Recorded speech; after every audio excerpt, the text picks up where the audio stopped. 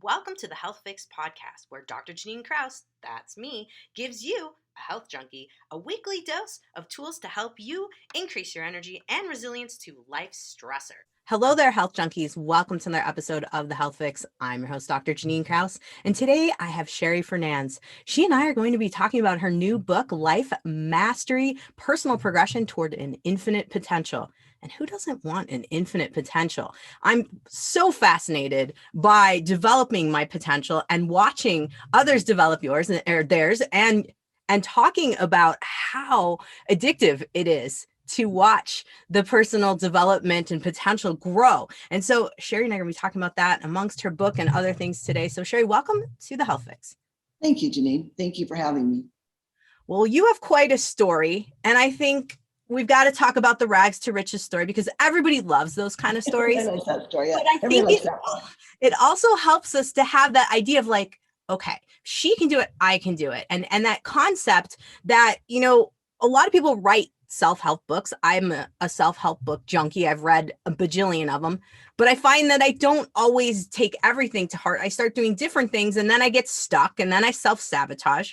So finding something that's more or less curating my self-potential is very fascinating and takes a different spin on things. So tell us a little bit about how you discovered your potential within and went from the rags to riches concept here. It's kind of a two-part story. As a child, I'm 65 years old, so I've been around a while. In 1962, I was 7 years old. My parents got divorced and my mom had 4 little girls, and she was not well equipped to take care of us. She just wasn't. And so we didn't have, it was a little bit desperate in there, and some unfortunate things happened during that time. But somewhere in that childhood, I wandered a lot, had a lot of time alone. We didn't have anything. I mean, there's somebody made us clothes, and it was, we weren't like destitute, but pretty close. And mostly we were emotionally just like, I was just out there. But I had a lot of time to think. And of course, the family life was volatile, but I had a lot of time to think. And I somehow got a notion that I was somebody special. I was going to do great things. I think a lot of kids do that, right? No matter what their story.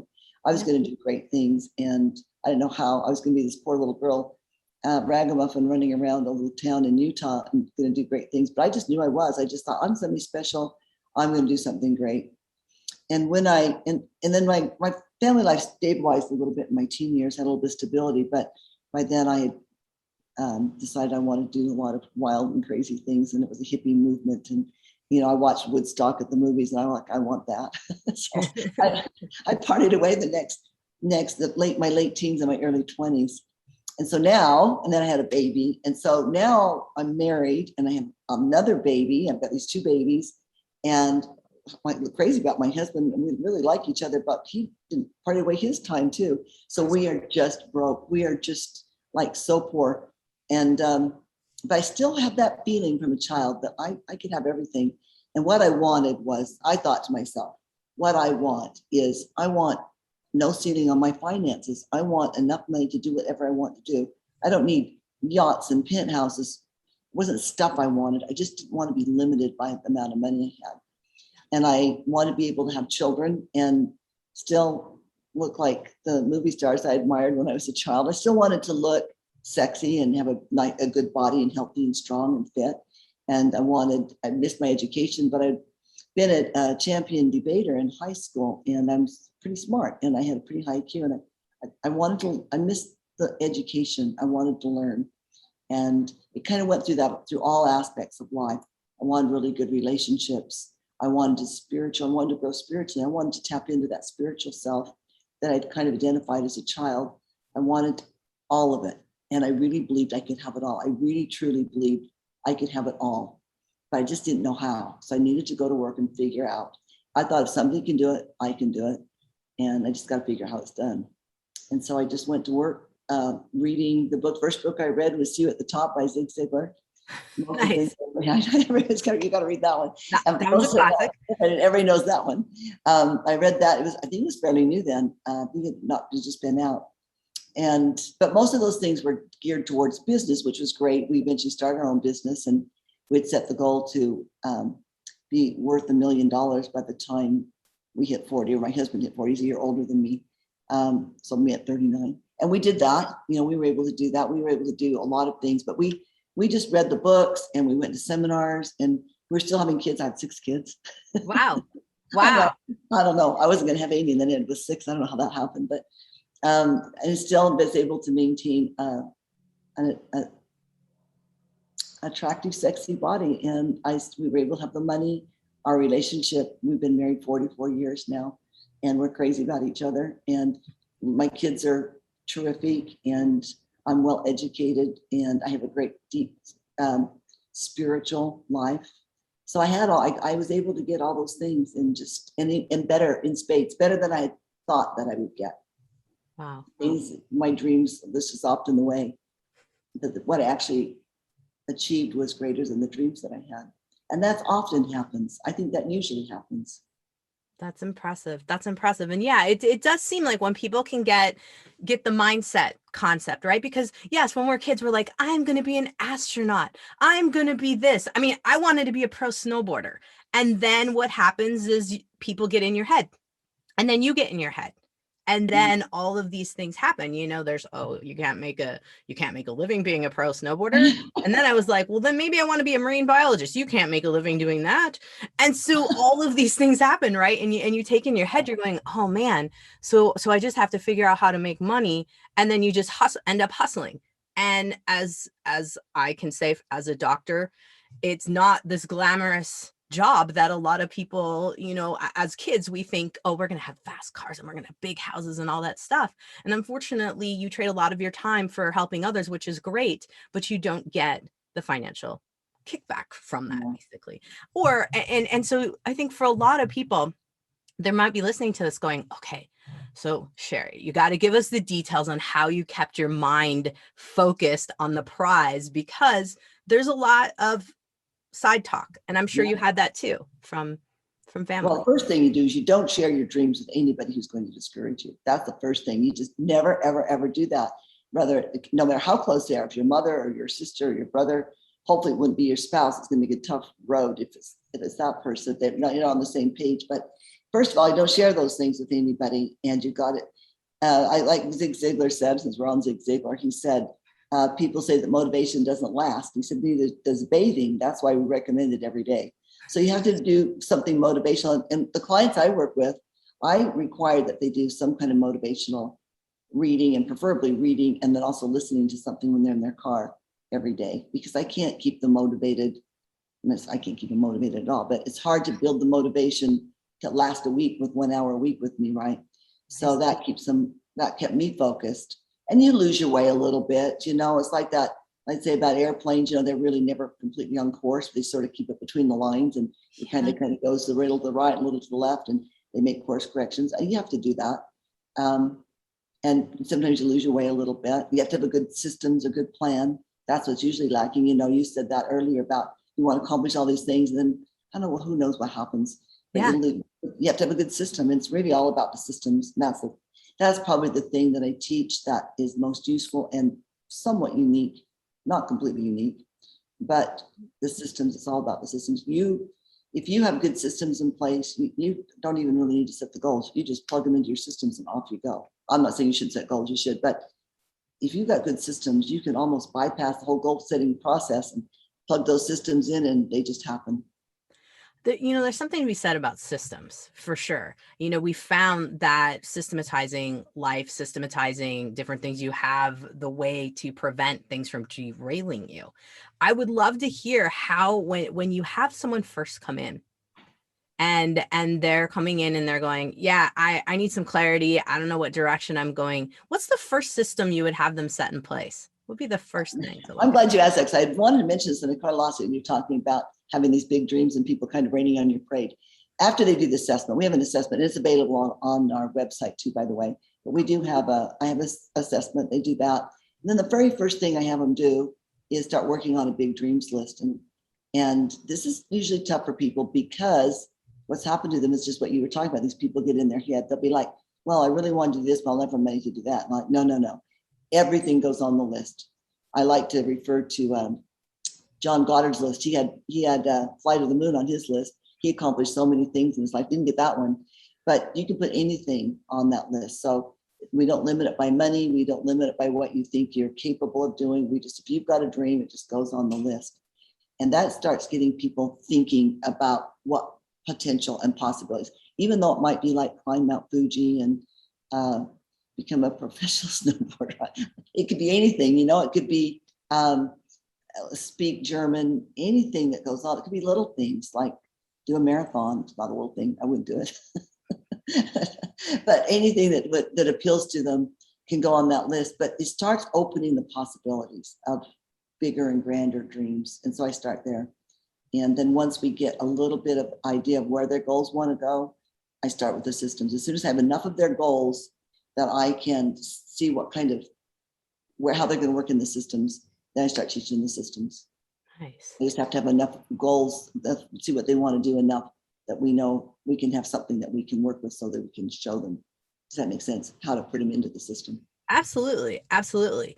I'm thinking to myself and going, okay, so you mentioned that you were worth $1 million, both you and your husband worth $1 million by 40. A lot of people might be thinking, oh God, well, I'm already 40. Well, I'm 43 as of the time of this recording. So folks might be thinking, what if it's too late? What Not too late. Say to someone about that? No, because really the time frame there would be to say, okay, I started this at 25, but we didn't start really doing anything on that $1 million for a while, right? Because we were trying to feed ourselves and our children, and we were working too.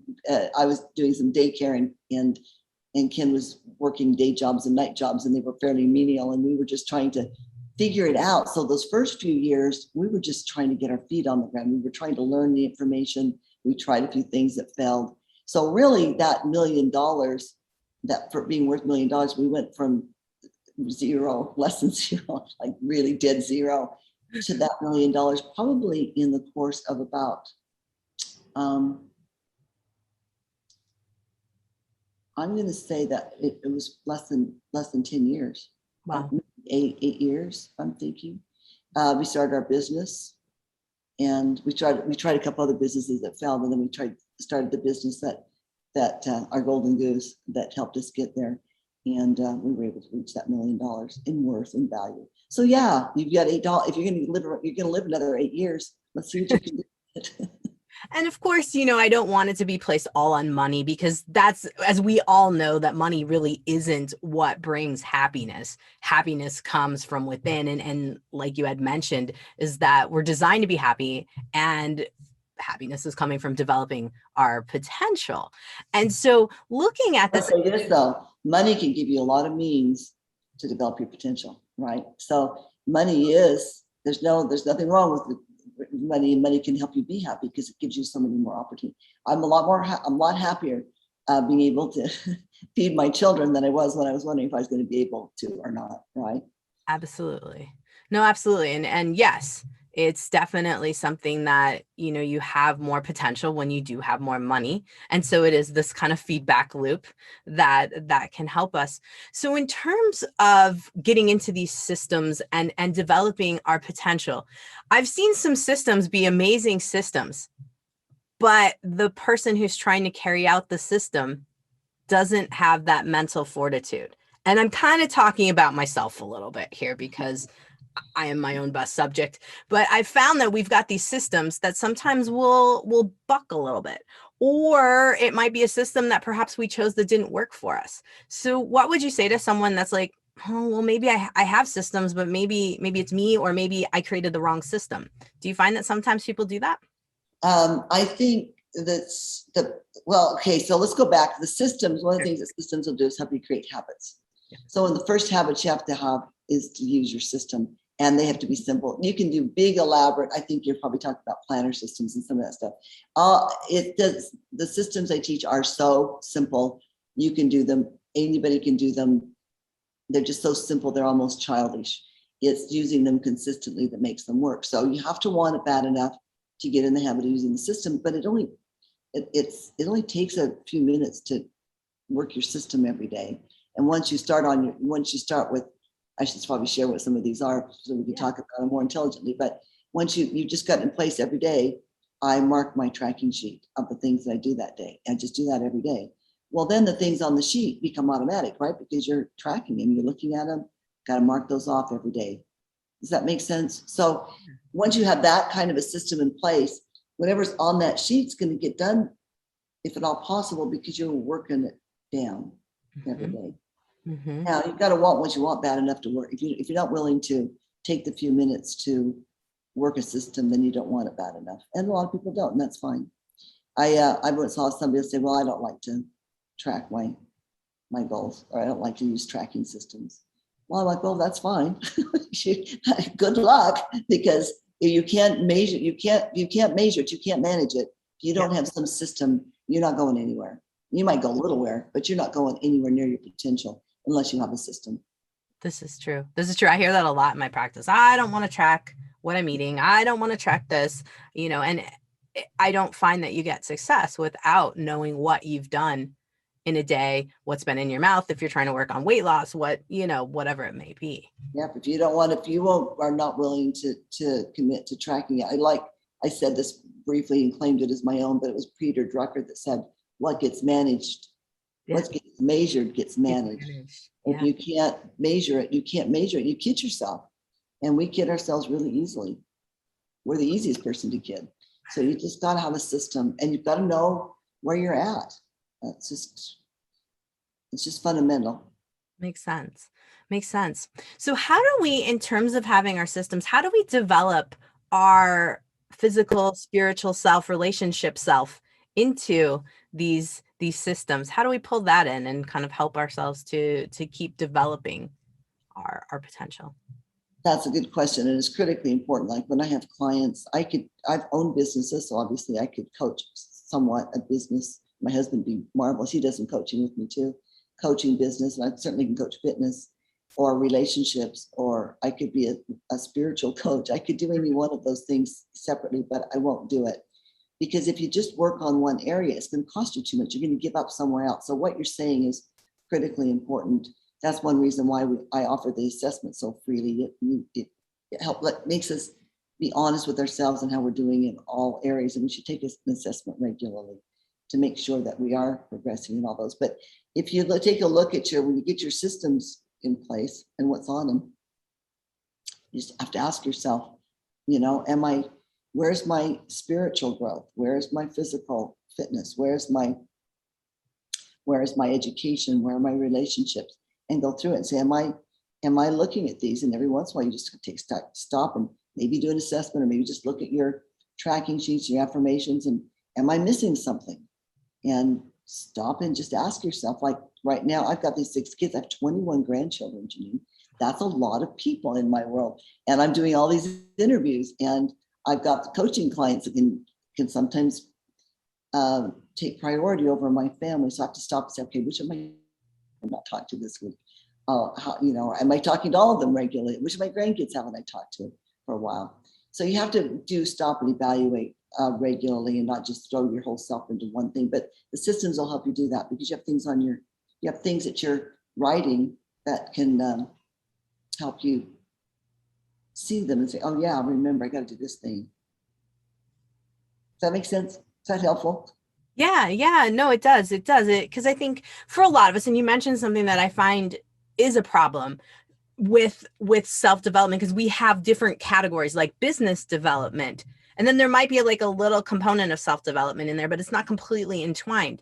And with my aspect of my industry and what I do, I have the physical fitness, and then I have the mindset, and I have the recovery, take care of yourself, and relationships component kind of falls in there. But I think for a lot of folks, maybe some of where they're getting hung up is that they haven't incorporated all aspects of their life into their systems that they're trying to create.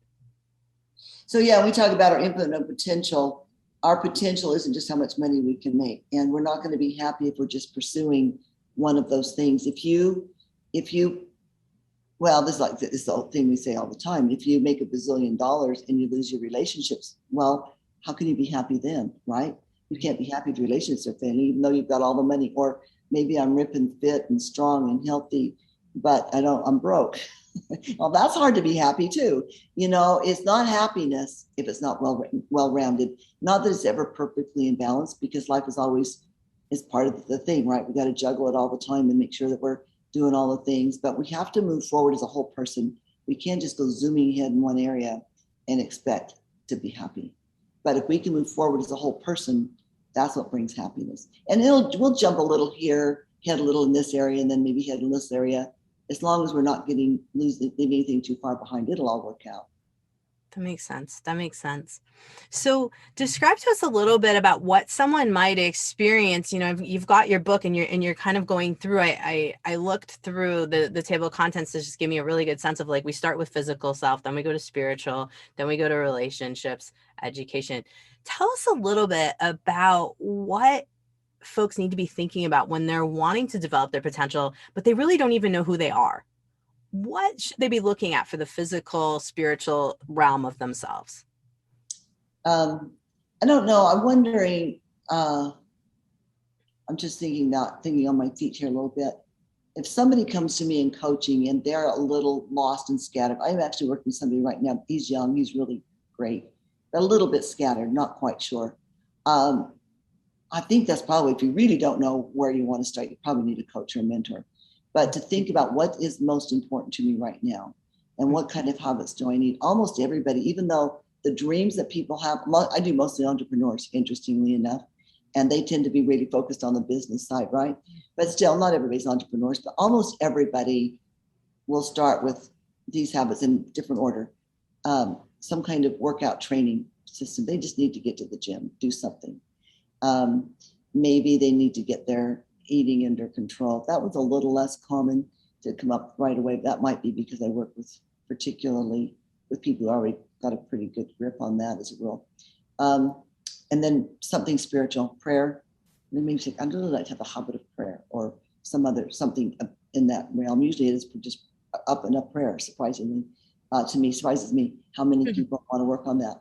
And then they may be something like, I want a better job. I need to start, or I want to do this thing. I need to start reading in my field every day. So they'll maybe get a reading habit. So once we start getting a couple habits in line, I think it helps them clarify what they want. Interesting thing, I had at Fitmania, which was a fitness business. We had a self-development side to it, which was called Fit Life, but our fitness program rocked. And I had the money to do it any way I wanted. I made sure I did it the very best that it could be done. I wanted the smartest, best information out there. And we got results. And what was so interesting is that once people started getting a handle on their physical self or physical fitness, they started seeing what they could do. They wanted something else. Okay, they were looking for help with finances. We had classes, and Ken worked with people on finances. And so they wanted their finances, or maybe they wanted to work on something at work, but they started wanting more. And usually financials was really common. But so once you get the physical self, I'm rambling a bit, but once you get the physical self, not done, because we're never completed, right? We're always got bigger goals. But once we feel like we've got a handle on, okay, I can do this. I am leaner. I'm stronger. I know how to keep doing this. What else can I do? It's like, when you climb a mountain, you're like, oh, that was fun. Let's do the next one, right? Kind of like that. What else is there? What other vistas are there? Right. And I think the answer. I hope it was helpful. Yeah, no, absolutely. And that's kind of why I wanted to bring it up, because I find a lot of people will not have their health on point, or in a state that's balanced enough where where they have enough energy, where they have enough brain cells, right? And that's not really true, but where they have enough fuel for their brain cells to be able to create systems that they can stick with. Because if you haven't managed your fatigue or things of that nature, trying to get everything done in a day via system, sometimes I find that people just fall off. So it's interesting that you mentioned the fitness part. And of course, now once you get some success, you have this addiction to it. And I think we had talked about this at the beginning of the podcast, and or actually before we even recorded. And I think this is something that I want folks to hear a little bit about: the addiction to, oh, I got this, now I can do this. This is where that infinite potential comes from, correct? Well, we have it innate in us, but it's where we start beginning to see it. That's how we start seeing it. And that's why I put physical first. I learned pretty early that people do better if they start with the physical. And I think a couple of reasons why. First of all, this body is the instrument through which we do everything, that we move, that we work, that we think, that we feel. This body, including our brain, our heart, and everything, this body is our instrument for success. And like any tool, you've got to get it sharpened up and ready to go. so it can be useful to you, right? So you can do the thing, so you can do your craft, whatever it is, the best. You want the best tool possible. So I think that's one reason. Also, physical is easy to measure. I can see what I can look in the mirror. I can preferably not get on the scales, get on a body composition scale. I can look at my diet. I can see how much clearer I feel, how much better I feel. I can see that clearly. And I can take that same discipline now and apply it to some other things. It's easy to manage and measure. So I think those are at least two reasons why the physical starts. And it helps us to see, feel more valuable too. Yeah. But you asked earlier where somebody doesn't feel, and I think I missed the mark a little bit. They don't know where to start. They don't feel, maybe, I don't think you use this word, but worthy, or they don't have a place. Yeah. Just start somewhere. Just start. Physical is probably the place to start, but start somewhere. Mm-hmm. That's the thing to do. Just start. Do something. Because otherwise, the day goes by, and the next day goes by, and the week goes by, and the month goes by, and the years go by, and one day you find out you're 60 or 70 or 80 years old, and where's your life gone? And you're still a wandering generality, as they say, instead of a meaningful specific. Oh man. Yeah, definitely want to avoid that here on my end. And I'm pretty sure folks they're like, okay, all right, we got to get moving forward and developing our potential. Now, I would love to hear a story of someone that you've coached that you saw them gain this addiction to what's the next thing. Can you share with us a certain person, or even if yourself, if you want to talk that level too? It's whatever works, but I think folks would love to hear, and I'd love to hear how that kind of played out. It happens to every single person I coach. Of course, it's not happening. I'm probably not coaching anymore, but it happens to everybody. Let me think of a really good story. Specifically, I don't want to share anything too personal either. But I've been working with, I always share Lenny. This is a backup story with Lenny. I spoke at a realtors group a while back, about a month ago, 6 weeks ago. And Lenny, who had been coaching for over a year, now he helps me with my technology and stuff. He's got me this nice Yeti microphone, got me all set up here good. So I sound good when I talk to you. So Lenny, I worked with for about 15 months. And he's a really great guy, late 20s. He just has gobbled us up. He tracking sheets and the systems he's applied. And he had gone from pretty undisciplined to really having some great disciplines in his life and some breakthroughs and some changes in his personality. He just had done a marvelous job. Just like one day he came, I was like, he'd kind of come in as this blustery, kind of boyish sort of guy. And he comes in one day, about 6-8 months into it. And I just thought he came in such a settled man. It was just awesome. But I had him, he went with me to this realtors thing. And just at the last minute, I just said, we didn't plan it at all. I just said, Lenny, would you mind telling these guys what Life Masters meant to you? And he got up and he just gave I just could have not even said anything. I'm a pretty good speaker, but everything I said was nothing compared to what he did. His testimonial was so moving. Afterwards, one of the women asked if he would coach her because she was so moved by what he said. But that was fun. It was fun to watch him grow and overcome some bad habits that were that were destroying his life, and to put some good habits in place, and his love for the programs. And talk about addictive. We're working on a planner, and we have a prototype planner, and it's like this thick, huge thing because it's just a prototype, right? And he loved it so much. He said, can I use it? And he's just got this big planner he's using. It's been fun to work with Lenny, and I'm still working with him. He's had some tough bumps, but it's been fun.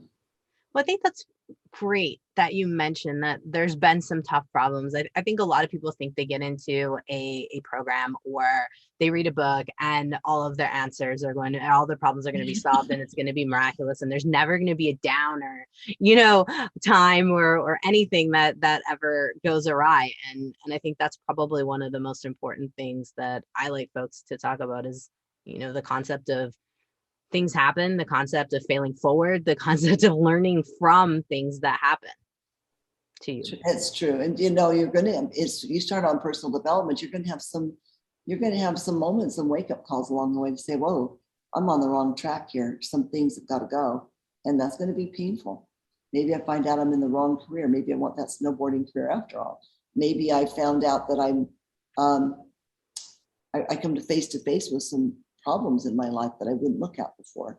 So there can be some tough bumps, personal development. It's not all fun and games, that's for sure. Mostly it is, but there can be some tough bumps. Yeah. So let's talk a little bit about your book and the Life Mastery program as well, because I feel like a lot of people that the getting the book might be like the tipping the toes into going into the Life Mastery program. Is that kind of how you intended for things to go? I hope so.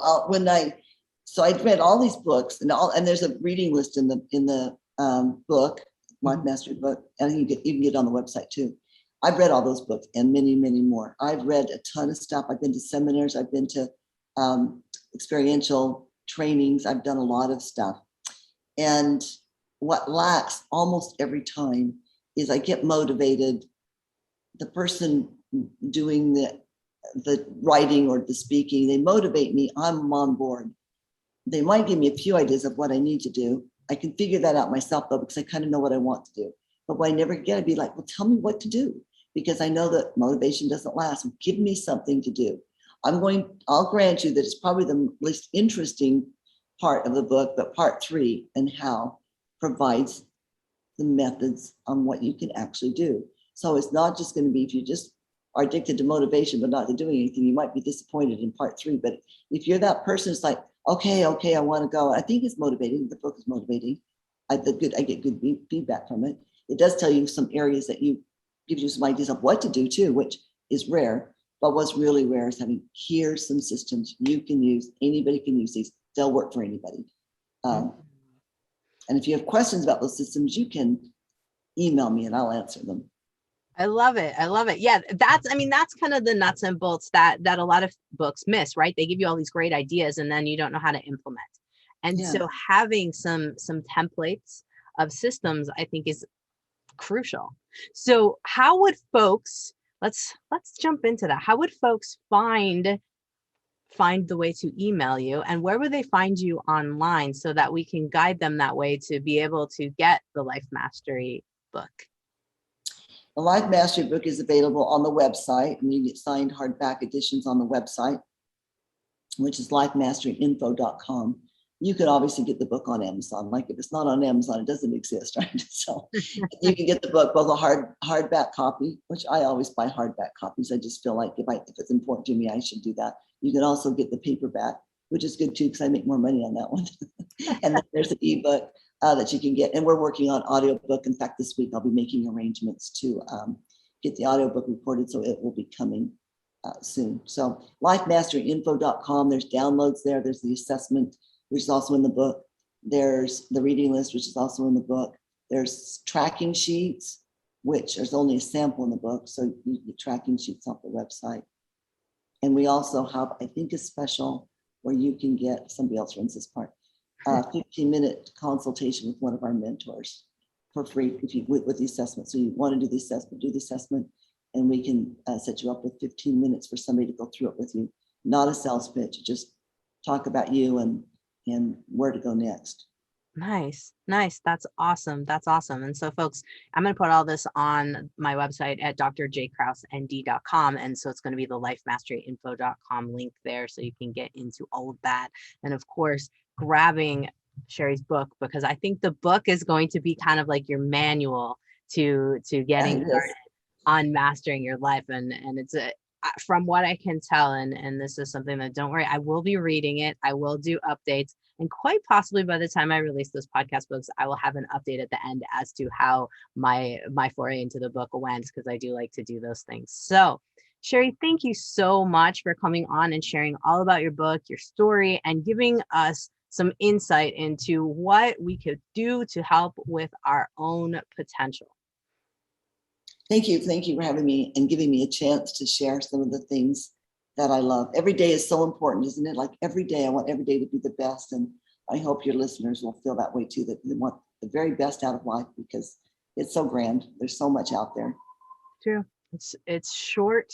It's a short life that can absolutely be grand. You just got to take some steps and make some systems, as we like. Every day matters. Get those systems in place as soon as you can. There you have it, folks. Thanks for listening to Health Fix Podcast. You guys have a great day, whatever you're doing. Hey, Health Junkies. Like promised, I read Life Mastery by Sherry Fernandez. And oh my gosh, let me tell you, I'm working on it again because it's more than just a quick read. It's something that you want to work through kind of chapter by chapter and master each section. So I highly recommend that you do check it out because it really honestly addresses a lot of the key concepts that are holding you back. And in particular, there's one section of the book that really spoke to me. And it's the section that talks about what have you been conditioned to believe about yourself that holds you back. And in particular, if it's weight loss, what about your body, the body image? Or what about your earning potential, your money, your relationships, even your intellect, like how smart you are? And really, as a whole, it's what have you been conditioned to believe about yourself that's holding you back? Now, she has a lot of great topics within the book, but that one is what spoke to me the most. And it's something that I find when I'm working with patients on their health or on their potential for being healthy, for losing weight, for getting fit. It really truly is your beliefs about yourself that are holding you back. Is it self-sabotage? Quite possibly. But it's self-sabotage in a way that really goes to our core. And yeah, I'd say that I definitely have done these things over time, and I think it's something that we should all check out. So go grab Sherry's book, check it out, use it as a manual to just boost your potential as a human being, but also to boost your capacity as you and get that life that you really want.